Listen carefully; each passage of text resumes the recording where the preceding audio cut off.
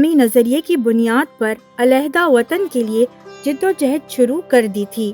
برطانوی حکمرانوں نے محسوس کیا کہ ہندوستان کے ہندو اور مسلمان دو الگ الگ قومیں اور سماجی و ثقافتی ادارے ہیں۔ انگریز حکمرانوں کے پاس آخر کار ہندوستان کے مسلمانوں کا مطالبہ تسلیم کرنے کے سوا کوئی چارہ نہیں بچا تھا۔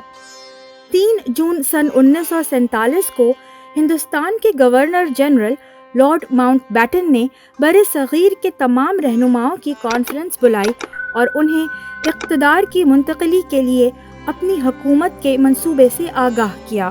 اس وقت 26 جولائی سن 1947 کو شائع ہونے والے گزٹ آف انڈیا میں ایک نوٹیفیکیشن جاری کیا گیا تھا جس میں پاکستان کی پہلی آئین ساز اسمبلی کو 69 ممبران کی شکل دی گئی تھی۔ بعد میں ممبران کی تعداد بڑھا کر 79 کر دی گئی تھی، جس میں ایک خاتون ممبر بھی شامل تھیں۔ پاکستان کی ریاست سن 1947 کے آزادی ایکٹ کے تحت بنائی گئی تھی۔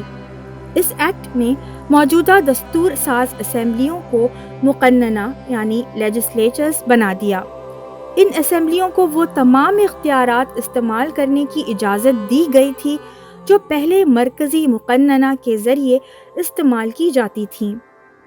اس کے علاوہ ایک نئے آئین کی تشکیل سے پہلے تمام خطوں پر گورنمنٹ آف انڈیا ایکٹ کے مطابق حکومت کی جانی تھی۔ پاکستان کی پہلی آئین ساز اسمبلی کا پہلا اجلاس 10 اگست سن 1947 کو سندھ اسمبلی بلڈنگ کراچی میں منعقد ہوا۔ 11 اگست سن 1947 کو قائد اعظم محمد علی جناح کو متفقہ طور پر پاکستان کی آئین ساز اسمبلی کا صدر منتخب کیا گیا اور قومی پرچم کو اسمبلی نے باضابطہ طور پر منظور کیا۔ 12 اگست سن 1947 کو مسٹر محمد علی جناح کو باضابطہ طور پر قائد اعظم محمد علی جناح کے خطاب سے متعلق ایک قرارداد منظور کی گئی۔ اسی دن پاکستان کے شہریوں اور اقلیتوں کے بنیادی حقوق سے متعلق کمیٹی کے نام سے ایک خصوصی کمیٹی مقرر کی گئی تھی جو کہ قانون سازی کے مقصد سے شہریوں کے بنیادی حقوق سے متعلق معاملات پر اسمبلی کو مشورہ دے گی۔ مناسب طریقے سے ان مسائل پر 14 اگست سن 1947 کو اقتدار کی منتقلی ہوئی۔ ہندوستان کے governor general lord Mountbatten نے پاکستان کی دستور ساز اسمبلی سے خطاب کیا۔ قائد نے ایوان میں خطاب کا جواب دیا جس پر ریاست پاکستان کے اصولوں کی بنیاد رکھی گئی۔ 15 اگست سن 1947 کو قائد اعظم نے پاکستان کے پہلے گورنر جنرل کی حیثیت سے حلف اٹھایا۔ چیف جسٹس آف پاکستان میاں سر عبدالرشید نے ان سے عہدے کا حلف لیا۔ قائد اپنی وفات تک یعنی 11 ستمبر سن 1948 تک اس عہدے پر فائز رہے۔ پہلی آئین ساز اسمبلی کے سامنے سب سے اہم کام قوم کے لیے آئین کی تشکیل ہے۔ 7 مارچ سن 1949 کو قرارداد مقاصد جو کہ اب پاکستان کے بنیادی اصول کے طور پر کام کرتی ہے، پاکستان کے پہلے وزیر اعظم نواب زادہ لیاقت علی خان نے متعارف کروائی تھی اور بعد میں اسے 12 مارچ سن 1949 کو دستور ساز اسمبلی نے منظور کیا تھا۔ اسی دن قرارداد مقاصد کی بنیاد پر آئین کا مسودہ تیار کرنے کے لیے 24 اراکین پر مشتمل ایک بنیادی اصول کمیٹی تشکیل دی گئی۔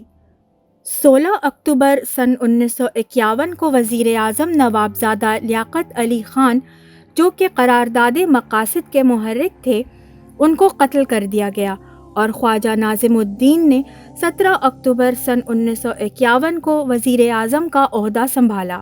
آئین کا حتمی مسودہ سن 1954 میں تیار کیا گیا تھا۔ اس وقت تک محمد علی بوگرا وزیر اعظم کا عہدہ سنبھال چکے تھے۔ اس مسودے کو منظوری کے لیے ایوان میں پیش کرنے سے قبل اس وقت کے گورنر جنرل غلام محمد نے 24 اکتوبر سن 1954 کو اسمبلی کو تحلیل کر دیا تھا۔ تاہم جب تک کہ انتخابات نہ ہو جائیں وزیر اعظم کو برطرف نہیں کیا گیا تھا اور انہیں دوبارہ تشکیل شدہ کابینہ کے ساتھ انتظامیہ چلانے کے لیے کہا گیا تھا۔ اسمبلی کے صدر मौलवी तमीजुद्दीन ने सिंध की चीफ कोर्ट में तहलील को चैलेंज किया और केस जीत लिया। हुकूमत बदले में फेडरल कोर्ट गई, जहां उस वक्त के चीफ जस्टिस मोहम्मद मुनीर ने मशहूर फैसला सुनाया, जिसके मुताबिक मौलवी तमीजुद्दीन मुकदमा हार गए। पाकिस्तान की दूसरी आइन साज असेंबली 28 मई सन 1955 को गवर्नर जनरल के ऑर्डर नंबर 12 ऑफ 1955 के तहत बनाई गई थी। इस असेंबली के लिए इलेक्टोरल कॉलेज मुतल्लिका सूबों की सूबाई असेंबली थी। इस असेंबली की तादाद 80 थी, जिनमें से निस्फ मशरक़ी पाकिस्तान और मगरबी पाकिस्तान से थे। इस असेंबली के बड़े फैसलों में से एक मगरबी पाकिस्तान 1 यूनिट का क़याम था, जिसका मकसद दोनों बाजुओं मशरक़ी और मगरबी पाकिस्तान के दरमियान बराबरी पैदा करना था। इस असेंबली ने कौम को पहला आइन यानी पाकिस्तान का आइन सन 1956 देकर अपना हदफ भी हासिल कर लिया। उस वक्त चौधरी मोहम्मद अली वज़ीर आज़म थे। इस आइन का मुसव्वदा 9 जनवरी सन 1956 को असेंबली में पेश किया गया था और उसे 29 फरवरी सन 1956 को असेंबली ने पास किया था। ये आइन 23 मार्च सन 1956 से नाफिज किया गया था। इस आइन के तहत पाकिस्तान इस्लामी जमहूरिया बना, इसलिए 23 मार्च हमारा यौम जमहूरिया बन गया। ये वही दिन था जब सन 1940 में लाहौर के मिंटो पार्क में तारीखी करारदाद पाकिस्तान मंजूर की गई थी। 5 मार्च सन 1956 को major general Iskander Mirza Pakistan के पहले मुंतखब सदर बने। सन 1956 के आइन में पार्लिमानी तर्ज हुकूमत के लिए तमाम इंतज़ामी इख्तियारात वज़ीर आज़म के हाथ में हैं। सदर मुमलिकत का सरबराह था और उसका इंतखाब कौमी और सूबाई असेंबलियों के तमाम अराकीन ने करना था। वो 5 साल तक इस ओहदे पर फाइज थे। सदर को वज़ीर आज़म के मशवरे पर अमल करना था, सिवाय इसके जहां उसे अपनी सवाबदीद पर अमल करने का इख्तियार दिया गया हो। सन 1956 के आइन के तहत पार्लियामेंट यकैवानी थी। कानून साजी के इख्तियारात पार्लियामेंट के पास थे, जो सदर और कौमी असेंबली पर मुश्तमिल है, जिसमें 300 अराकीन शामिल हैं, जो मशरक़ी और मगरबी पाकिस्तान के दरमियान बराबर तकसीम हैं। इन 300 नशिस्तों के अलावा 10 साल की मुद्दत के लिए हर 2 विंग्स के लिए 5 नशिस्तें ख़वातीन के लिए मुख्तस की गई थीं। इस तरह ऐवान की कुल रुकनियत 310 हो गई।